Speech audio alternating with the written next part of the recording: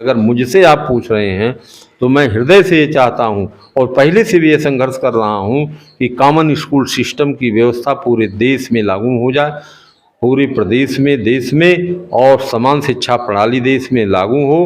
गरीब अमीर सबके बच्चे एक तरह के पाठ्यक्रम, एक तरह के शिक्षक, सभी शिक्षकों को सरकार की तरफ से वेतन दिया जाए, तब जा कर के जो है शिक्षा की स्थिति सुधर पाएगी।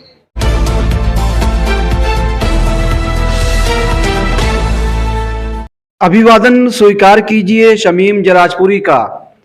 आप देख रहे हैं खबरों नजर चैनल। मैं इस वक्त मौजूद हूं यूपी के जनपद आजमगढ़ के कस्बा मेहनगर में, और उस जगह पे मौजूद हूं जो बाबा खुशहाल स्मारक राधे कृष्ण इंटर कॉलेज है, वहां पर मौजूद हूं। और बाबा खुशहाल स्मारक राधे कृष्ण इंटर कॉलेज के प्रबंधक और बनारस परिक्षेत्र से एमएलसी, शिक्षक विधायक और उत्तर प्रदेश वित्त विहीन माध्यमिक शिक्षक संघ के प्रदेश अध्यक्ष लाल बिहारी यादव जी हमसे बातचीत करने के लिए मौजूद हैं। और ये जो बाबा खुशहाल स्मारक राधे कृष्ण इंटर कॉलेज है, ये जो मेहनगर का पूरा क्षेत्र है, पूरे क्षेत्र को शिक्षा से जोड़ रहा है और घर घर शिक्षा की जो लौ है, जो रोशनी है, उसको फैलाने का काम कर रहा है। लाल बिहारी यादव जी, बहुत बहुत आपका धन्यवाद। आज आपके इंटर कॉलेज में आने का अवसर मिला। ये खुशी की बात है कि इस तरह के स्कूल और कॉलेजेस देहाती इलाकों में, देही इलाकों में खुले हुए हैं और बच्चों को शिक्षा से जोड़ रहे हैं। बहुत ही पवित्र नाम आपने रखा है इसका। तो हमने अपने बाबा के नाम से विद्यालय को स्थापित किया जो है, और हमारी यही मंशा थी कि जो मेहनगर कस्बा है, टाउन एरिया है, लेकिन इसके अगल बगल 10 किलोमीटर के रेंज में कोई इंटरमीडिएट साइंस तक का विद्यालय नहीं था। बाबा के नाम से ये विद्यालय है और राधे कृष्ण भी नाम लगा हुआ है, तो इसके बारे में आप बताएं। वो लड़कों का नाम है, इसलिए लड़कों के नाम को जोड़ते हुए जो है हमने जो है, और भगवान से भी जुड़ा हुआ है। जी जी। तो भगवान राम से भी जुड़ा हुआ है और कृष्ण से भी जुड़ा हुआ है, और लड़कों का नाम भी वही है। जी। तो दोनों मनसा का एक साथ जो है समावेश है उसमें, इसलिए मैंने जो है ये नाम रखा। और प्रयास ये करता हूँ कि मेहनगर कस्बा के अगल बगल 10 किलोमीटर के रेंज में कोई विज्ञान वर्ग का इंटरमीडिएट कॉलेज नहीं है। लड़के तो कहीं चले जाते थे, लेकिन लड़कियां नहीं जा पाती थी, विज्ञान की शिक्षा नहीं ले पाती थी, इसलिए मैंने यहाँ ज़मीन बैनामा लेकर के हमने ये विद्यालय को खुलवाया जो है 2008 से। और प्रयास यही करता हूँ कि अच्छी से अच्छी जो है शिक्षा दी जाए, ताकि क्षेत्र का विकास हो सके और जो भी यहाँ पढ़े वह अपने जीवन में सफल हो सके, इसके लिए प्रयास करता हूँ। ये विद्यालय एडेड नहीं है? ये वो विद्यालय हैं जो उत्तर प्रदेश के अंदर 1986 के बाद मान्यता प्राप्त हुई, जिनको सरकार एड नहीं देती है, केवल मान्यता देती है, अपने संसाधन से चलाए जाते हैं। और यहाँ का शिक्षक बहुत ही परेशान है। पूरे प्रदेश में करीब 3.5 लाख 4 लाख शिक्षक हैं, 22,000 के करीब विद्यालय उत्तर प्रदेश में है। ऐसे वहाँ का शिक्षक फीस का कलेक्शन से जो बंटवारा होता है, तो हम लोग 4,000-5,000 रुपये महीने तक ही दे पाते हैं। आपने बहुत ही आंदोलन चलाया, धरना प्रदर्शन किया, जो भी वित्त विहीन विद्यालय हैं उसको लेकर जो है। तो इन वित्त विहीन विद्यालयों को सरकार से जो है वेतन नहीं मिलता है, तो वित्त विहीन के लिए क्या करें? हमने बड़ा संघर्ष किया 2004 से लेकर के आज तक।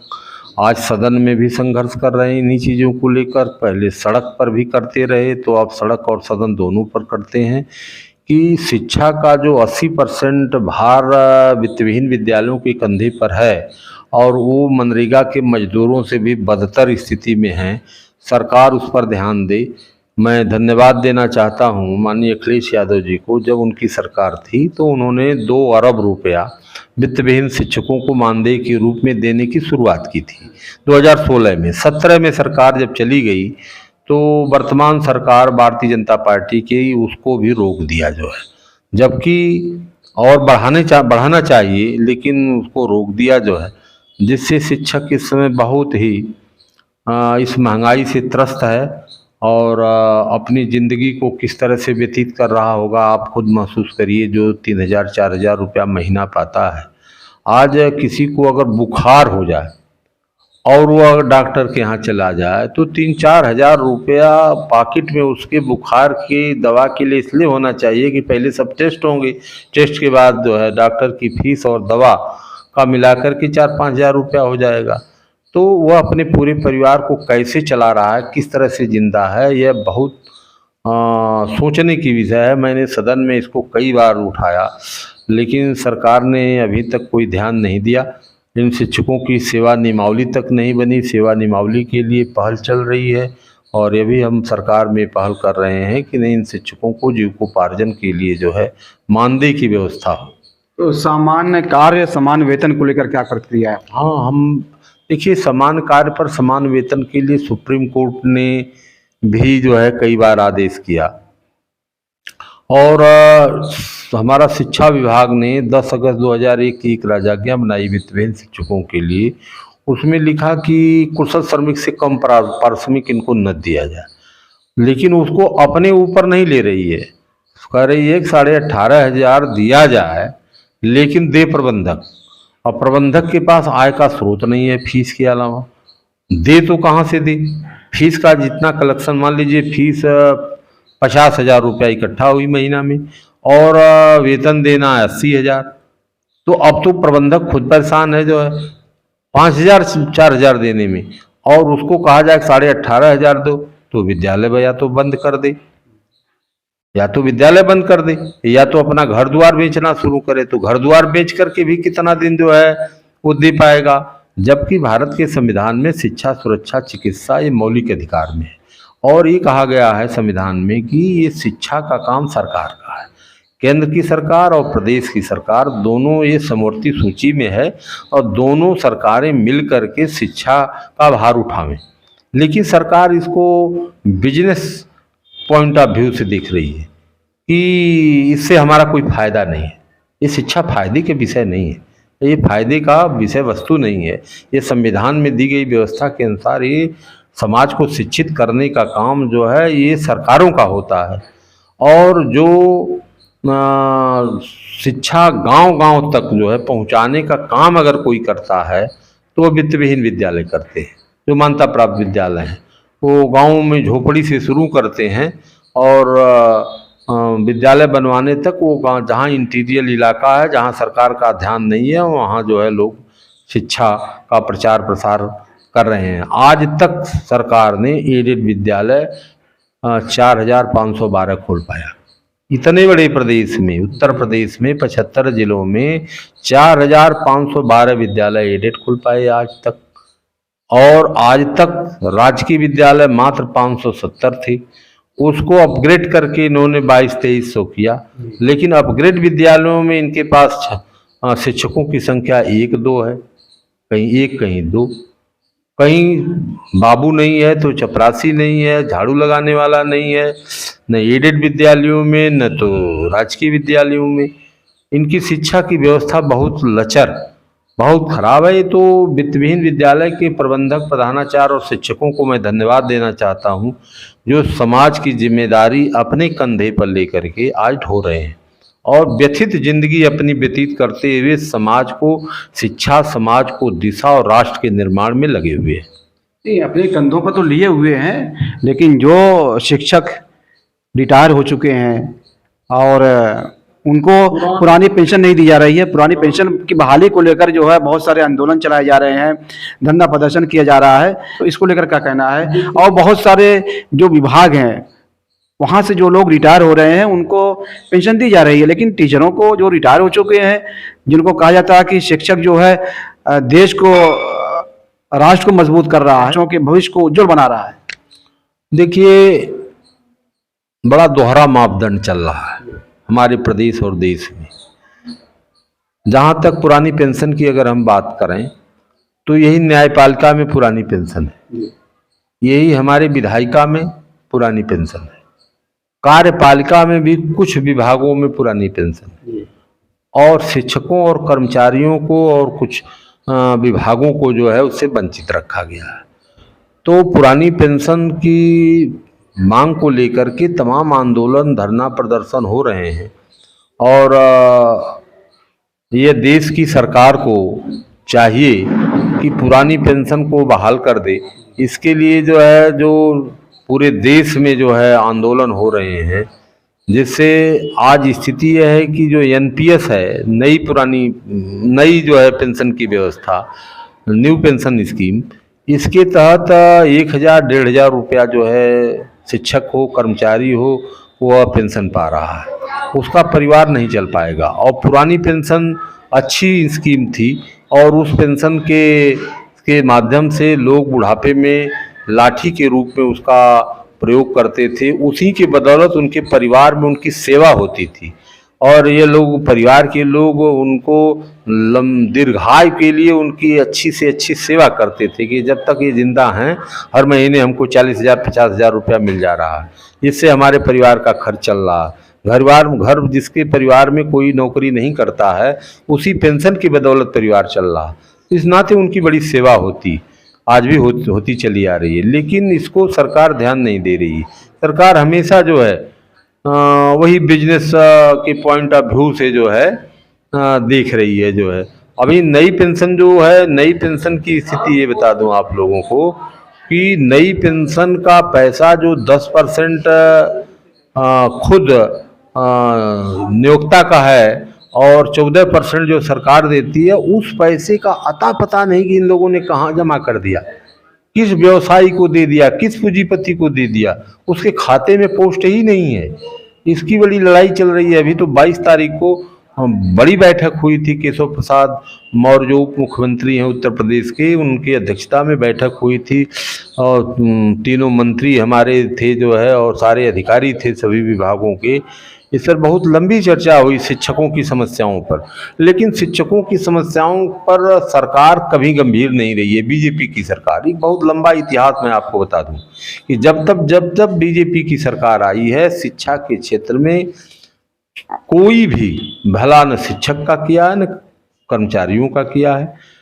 जब समाजवादी पार्टी की सरकार उत्तर प्रदेश में आई है, नेताजी, स्वर्गीय नेताजी जब मुख्यमंत्री हुई, तो उन्होंने शिक्षकों के हितों में बहुत बड़े बड़े निर्णय लिए।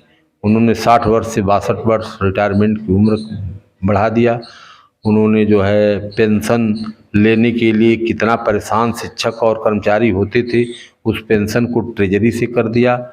उन्होंने 1400 जूनियर हाई स्कूलों को ग्रांट पर ले लिया, संस्कृत विद्यालयों को ग्रांट पर लिया, मदरसों को ग्रांट पर लिया। बीजेपी की सरकार ने आज तक एक विद्यालय ग्रांट पर नहीं लिया है। और विषय विशेषज्ञों को उन्होंने अनुमोदन कर दिया, जो है विनियमितीकरण कर दिया। और इतना ही नहीं किया, बल्कि माननीय अखिलेश यादव जी ने तदर्थ शिक्षक, जिनको आज ये बर्खास्त करके सड़क पर कर दिए, जो है उन तदर्थ शिक्षकों को 2000 तक के तदर्थ शिक्षकों को उन्होंने विनियमित कर दिया। जो है शिक्षा मित्रों को जमीन से आसमान तक उन्होंने पहुंचा दिया। 3,500 के मानदेय से 30,000 तक वेतन दे दिया।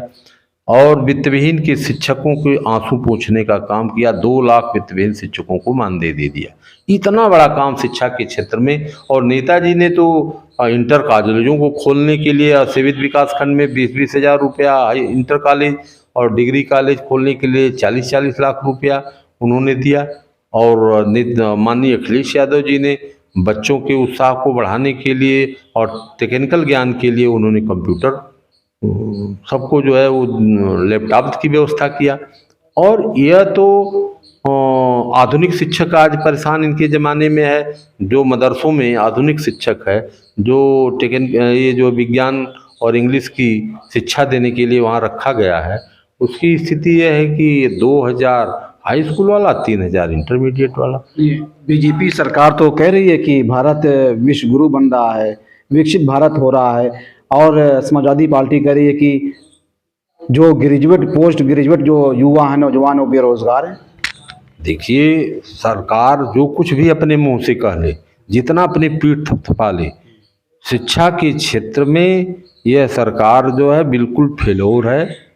शिक्षा की स्थिति ये है कि टीचर को जो 60% मदरसा के शिक्षकों को केंद्रांश मिलता था, 40% जो है राज्यांश मिलता था। तो वही 40% राज्यांश मिल रहा है, केंद्रांश 60% इन्होंने बंद कर दिया। जहाँ ये करीब 10,000 12,000 रुपया पाते थे, वहाँ पर आज 2,000 3,000 रुपया पा रहे हैं। तो ये कैसे माना जाए कि शिक्षक खुशहाल है या समाज खुशहाल है? जिसके जो है, जिसको कोई दर्द नहीं है समाज का, वो भले से खुशहाल समझता हो, लेकिन हम लोग शिक्षक हैं, सभी शिक्षकों की दर्द को जानते हैं।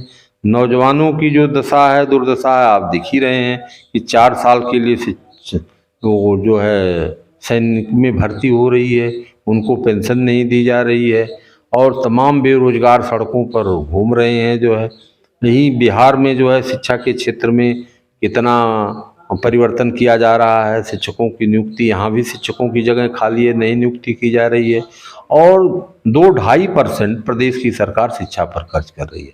यही दिल्ली में जो है 13-14% जो है सरकार शिक्षा पर खर्च कर रही है। वहाँ की स्थिति और यहाँ की स्थिति में ज़मीन आसमान का अंतर है। शिक्षा पर इसलिए सरकार नहीं खर्च कर पा रही है कि उससे उनको कोई रिटर्न नहीं मिलना है, जबकि ये रिटर्न लेने का विषय नहीं है।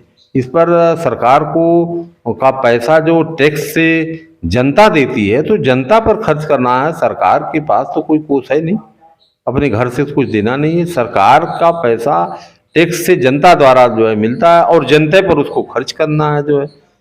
तो ये जो है अन्य जगहों पर, ऐसी जगहों पर खर्चा कर दे रहे हैं जहाँ जिसकी आवश्यकता उतना नहीं है, वहाँ पर वो खर्च कर दे रहे हैं। जितने भी यूपी बोर्ड के विद्यालय हैं, और हम देख रहे हैं कि बड़ी तेज़ी के साथ जो है सीबीएसई बोर्ड की तरफ जो है लोग भाग रहे हैं और उससे प्रभावित हो रहे हैं।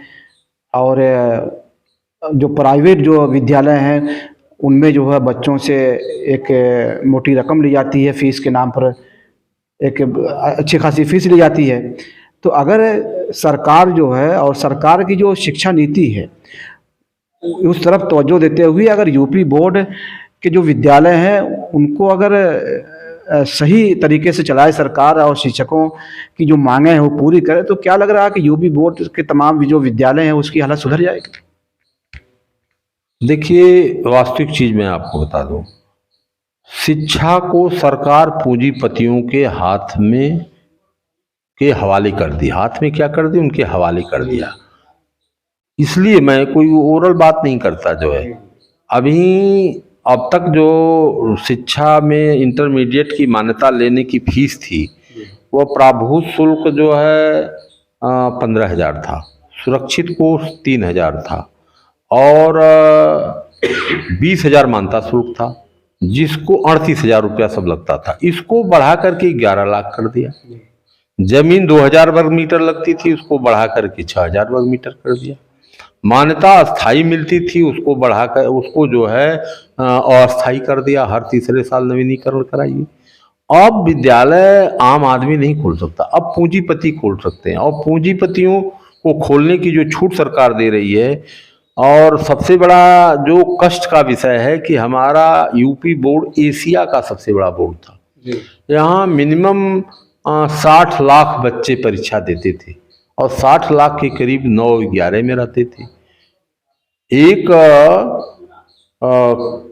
करोड़ जो है 20 लाख बच्चे इसमें रहते थे कम से कम। आज दिन प्रतिदिन संख्या घटती चली जा रही है। सीबीएसई को तवज्जो मिल रहा है। सीबीएसई के सिलेबस और हमारे सिलेबस में इतना अंतर है कि यूपी बोर्ड के सिलेबस का पढ़ा हुआ व्यक्ति देश में कहीं फेलोर नहीं होता था, लेकिन आज सीबीएसई पैटर्न पर सारी चीज़ों को ले आया जा रहा है। हमारा माहौल देहाती है। हम 80% भारत जो है गाँव में बसता है, तो सीबीएसई शहरों के लिए और इंग्लिश मीडियम शहरों में जो है प्रभावी था। आज उसको गाँव तक प्रभावी लोग कर रहे हैं, कि शिक्षा पूंजीपतियों के हाथ में चली जाए। इनके पीछे इनकी सोच क्या है कि जब फीस 2000, 3000, 4000, 5000, 10,000 महीना हो जाएगी तो ये गांव गरीब किसान मजदूर का बेटा नहीं पढ़ पाएगा। जो गांव गरीब किसान मजदूर के बेटे पढ़ करके इनके बेटों के मुकाबले कंपटीशन में खड़ा हो जाते थे, जिससे इनको बड़ा कष्ट है। और ये चाहते हैं कि ये जिस जाति में पैदा हुए हैं उस अपने जाति के आधार पर अपने अपने पेशे में चले जाएं। कुम्हार का बेटा है तो शिक्षा न ले बल्कि वो कुम्हारी का काम करे, मिट्टी का बर्तन बनावे। लोहार का बेटा है तो वह जो है लोहे का काम करे। शर्मा का बेटा है तो वह लकड़ी का काम करे। यादव का बेटा है तो वह जो है गाय भैंस चरावे। जो है कुर्मी का बेटा है तो खेती गृहस्थी करे। ये फिर से मनुवाद को जो है लाना चाहते हैं। इनकी यही सोच है कि जो जिस जाति का है उस अपने जातीय पेशा में लग जाए। और इनके 15% लोग जो है केवल शिक्षा, व्यवसाय, नौकरी में 15% लोग रहें और 85% लोग जो है अपने मूल पेशे पर वापस चले जाएं। इनकी सोच यही है। आप समाजवादी पार्टी से बनारस परिक्षेत्र से एमएलसी हो गए, नेता विरोधी दल भी रहे और वित्तविहीन माध्यमिक शिक्षक संघ के आप प्रदेश अध्यक्ष हैं। आपका एक विद्यालय जो है इंटर कॉलेज यहाँ मेहनगर में है, दूसरा इंटर कॉलेज आपका खरियानी में है। तो लाल बिहारी यादव जी का और क्या सपना है, क्या इरादे आपके हैं, आपका मिशन क्या है एजुकेशन के फील्ड में? देखिए, एजुकेशन के फील्ड में हम ये चाहते हैं कि पूरे देश का एक पाठ्यक्रम हो और योग्यता के आधार पर शिक्षकों की नियुक्ति हो और सरकारी ढंग से उसकी नियुक्ति हो। और पाठ्यक्रम एक होगा जब, तो चाहे वह किसान का बेटा हो, मजदूर का बेटा हो, चाहे डीएम और एसपी का बेटा हो, चाहे विधायक और मंत्री का बेटा हो, सभी लोग एक सिलेबस से पढ़ें। एक नारा दिया था डॉक्टर राम मनोहर लोहिया जी ने कि मंत्री हो या हो दरबान, सबको शिक्षा एक समान।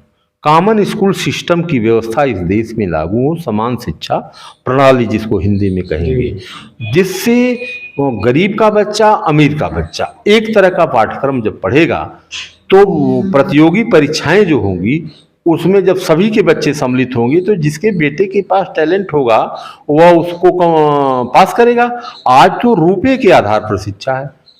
कहीं खिचड़ी के वाला विद्यालय है तो कहीं हिंदी बोर्ड का विद्यालय है तो कहीं इंग्लिश बोर्ड का विद्यालय है तो कहीं संस्कृत बोर्ड का विद्यालय है तो कहीं जो है मदरसे हैं और कहीं पर जो है 20,000 रुपया महीना फीस है, कहीं 1 लाख रुपया महीना फीस है।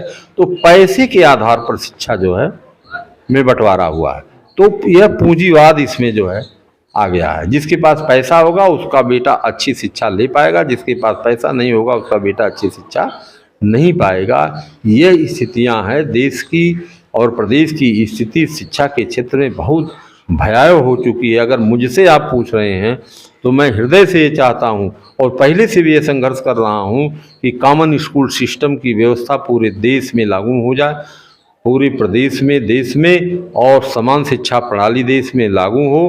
गरीब अमीर सबके बच्चे एक तरह के पाठ्यक्रम, एक तरह के शिक्षक, सभी शिक्षकों को सरकार की तरफ से वेतन दिया जाए, तब जा कर के जो है शिक्षा की स्थिति सुधर पाएगी। ये थे उत्तर प्रदेश वित्त विहीन माध्यमिक शिक्षक संघ के प्रदेश अध्यक्ष, बनारस परिक्षेत्र से एमएलसी नेता विरोधी दल रहे और बाबा खुशहाल स्मारक राधे कृष्ण इंटर कॉलेज मेहनगर के प्रबंधक लाल बिहारी यादव जी जो खबरों नज़र चैनल से बातचीत कर रहे थे। खबरों नज़र चैनल के लिए शमीम जराजपुरी, आजमगढ़। ताज़ा और तमाम खबरों को देखने के लिए हमारे चैनल को सब्सक्राइब करें। वीडियो पसंद आए तो लाइक और शेयर करें। खबर और विज्ञापन के लिए संपर्क करें